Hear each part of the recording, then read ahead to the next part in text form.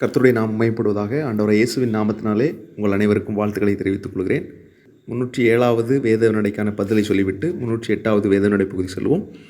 307வது வேதநடை பகுதியில் கேட்கப்பட்ட கேள்வி, 4 எழுத்து பிரபலங்கள். ஒரு குழு கொடுத்தேன், அதை வைத்து 4 எழுத்து பிரபலத்தை கண்டுபிடிக்க வேண்டும். முதலாவது பரலோகம், அதற்கான விடை ஏனோக்கு.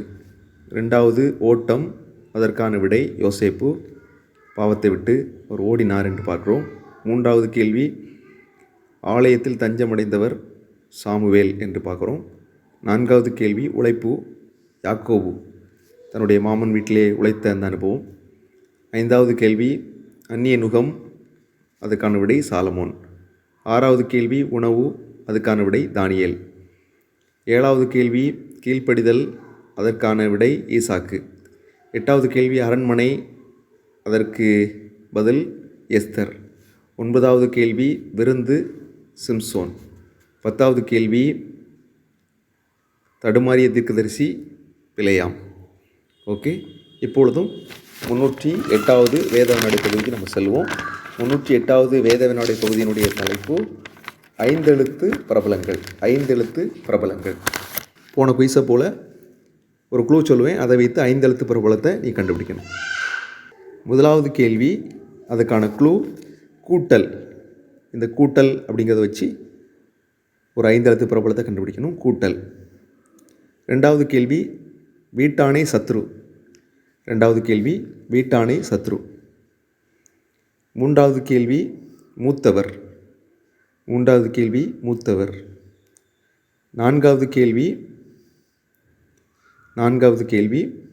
ராஜா. 4வது கேள்வி, ராஜா. 5வது கேள்வி, கடைக்குட்டி. 5வது கேள்வி, கடைக்குட்டி.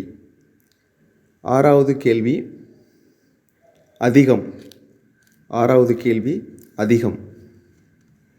7வது கேள்வி, 2 பேருக்கு நடுவில். 2 பேருக்கு நடுவில். 8வது கேள்வி, மாற்றுத்திறனாளி. 8வது கேள்வி, மாற்றுத்திறனாளி. 9வது கேள்வி, கெட்ட மனைவி. 9வது கேள்வி, கெட்ட மனைவி. 10வது கேள்வி, நல்ல பிள்ளை வளர்ப்பு. 10வது கேள்வி, நல்ல பிள்ளை வளர்ப்பு. சரி, இப்படி இந்த 10 கேள்விக்கான பதிலை நீங்கள் கண்டுபிடித்து அனுப்புங்கள். அடுத்த பைபிள் குயிஸ் செவ்வாய்க்கிழமை இரவு 9 மணிக்கு வரும். அதற்கு முன்னதாக இந்த கேள்விகளுக்கான பதிலை அனுப்ப வேண்டும் என்று உங்களை அன்போடு கேட்டுக்கொள்கிறேன். சில குழப்பங்கள் இருக்கலாம், ஆனாலும் நீங்கள் யோசித்து பதிலளிக்க வேண்டும். சரிங்களா? நான் எடுத்திருக்க பதிலுக்கு சம்பந்தமாக கரெக்டாக இருந்துன்னு சொன்னால் கண்டிப்பாக மதிப்பெண் வழங்கப்படும். தவறாக இருந்துன்னு சொன்னால் அரை மதிப்பெண் உங்களுக்கு வழங்கப்படும். ஆனாலும் நீங்கள் தொடர்ந்து இந்த பைபிள் குயிஸில் நீங்கள் பங்கு பெறுங்கள். கடந்த வேத வினாவிடைக்கான போட்டிக்கான பரிசுகள் உங்களுக்கு வந்து சேரும். ஆகவே தொடர்ந்து இந்த வேத வினாடி போட்டி ஊழியங்களுக்காக ஜெபித்துக் கொள்ளுங்கள். தேவன் நம்ம ஒவ்வொருவரையும் ஆசீர்வதிப்பாராக. ஆமென்.